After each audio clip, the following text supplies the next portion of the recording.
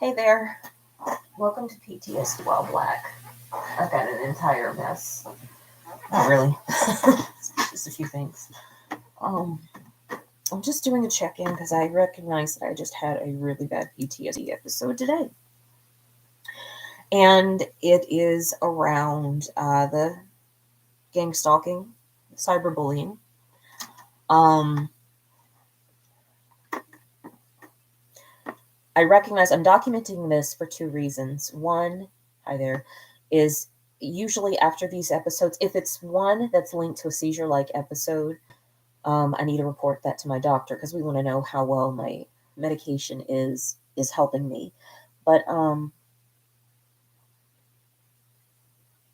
so sometimes my auras for those episodes can look like dizziness or confusion or stuttering, but then it can also be a severe emotional reaction. So I'm trying to separate the difference between what is a seizure like episode that's a body reaction or the body's having an issue, and what is PTSD. And it started because a friend had wanted me to do some voice work for a project she's doing, and she's recording it on the app where the harassment originally happened. And at first I thought, I think I'm okay. My mentors and my therapist were just like, and my lawyer were like, just don't go on the app. Avoid it if you can. And if you can't, just use it only for that one thing and use voice only. Don't do video. I'm like, okay. So with this project, I thought, sure, I can handle this. I can do this. I can do a recording for her. And I go on the app, and all the intensity of just the unnecessary pain came up. And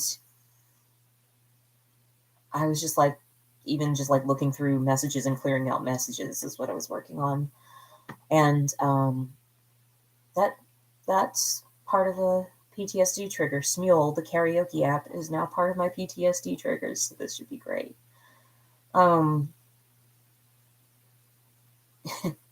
So I'm recognizing that the energy was stored up in me today. Took me a day to recognize it. I felt very numb most of the day and didn't realize that it was because yesterday, that was when she had asked me and I logged in. That's where the PTSD trigger is actually happening. So I'm aware that numbness that I have is to avoid feeling those feelings about the discomfort. And by today, it was, actually should pat myself on the back and say, congratulations, Quinn. You had your PTSD reaction and knew what was a PTSD reaction all in the same day, just one day after the trigger. So that's pretty good. That's progress. And yeah, that's more God's success than my success, and I praise her for it. Yeah, friends are trying to get me to say that more, but I realize how much I deny that my PTSD triggers are happening or are real in my body, because everyone else tells me, get over it. You don't know what you're going through, or you're making a big deal out of nothing. But no, I do need to recognize what's going on within me. For you, it may be uncomfortable to watch or to experience, but for me, I need to name it for myself so that I can be able to address it and do something about it, versus not naming it for myself, making you the expert of my mind and my body, though you've never lived through my mind and my body. And I'm the one who suffers the consequences from that. No, thank you. So, yeah, I was just realizing now, this is cool. I can see that Smule, the karaoke app, is now a PTSD trigger because that's where the cyberbullying, gang stalking initiated, and that for sure the gang stalking is now a new trauma for me. So that's pretty cool, actually. Oh my God, I have a brain now that instead of, because I've been doing a lot on my chronic pain and chronic illness, that instead of feeling it like, oh shit, it's another thing that I have to work on, it's not a burden. It's like, I'm excited because, like, okay, I get a chance to work on this. It's an opportunity to learn more about me and how my body and brain will make an understanding of a certain situation. Um, so that's pretty cool. So sorry guys, didn't mean to deflate your ego or anything, but yeah, you just became another exciting thing for me to realize that I can overcome it too. um, but I wanted to just name for myself the the triggers, the reactions, the being still, the being away from my body.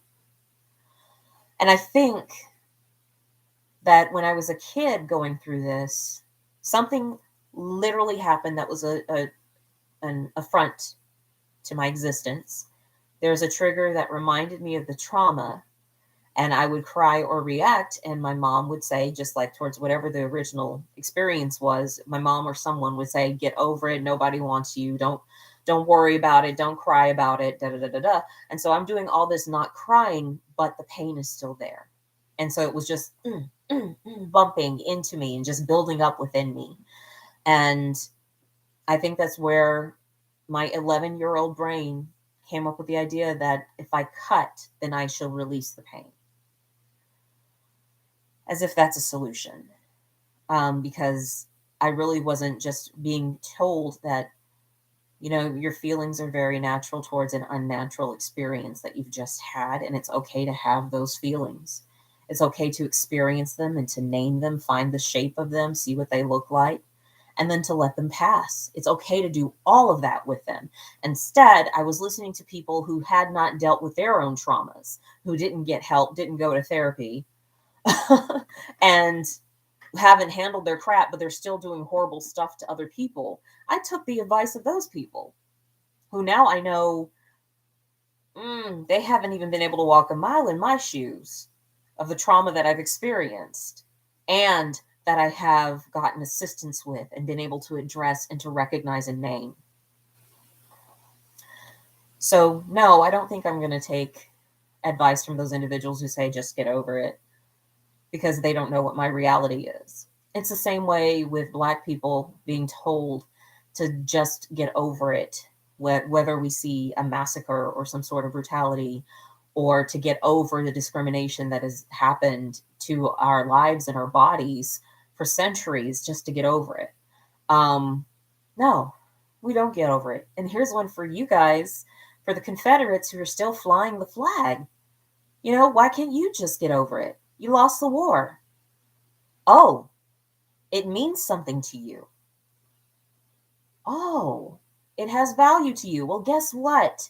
People who've experienced trauma, that has value to them too. It means something to them. And if all of us stopped to name and own what something meant to us, that it impacted us, that it had value, and if we named it and understood its shape and said, okay, I see what this is, and this is how I can handle it next time. If all of us went through that particular process, we could get over it eventually, or in gentler ways. So really, this whole idea that we're going to have a race war is not necessary. It can be completely circumvented if anyone finds it profitable to circumvent it. Like, I don't know, having happier, healthier workers, being able to create better products and be more innovative in your businesses. That's just an idea. Or you can operate on these models of scarcity, which are burning everyone into the ground. Just, yeah. Now I know I'm going to get some angry Southerners coming at me because I'm saying get over flying the Confederate flag because you lost the war. I'm from Tennessee. I have pride for my home state. And I'm like, you know what? But we did. We lost the war. It impacted a culture. It impacted the way that certain people had begun living their lives. And it's important to name the impact. It's important to name the loss and to own the loss. Because then we can look at how can we do this differently next time. That's just the way that I look at it. But what do I know? I'm a Black woman with a brain injury. Till next time, peace.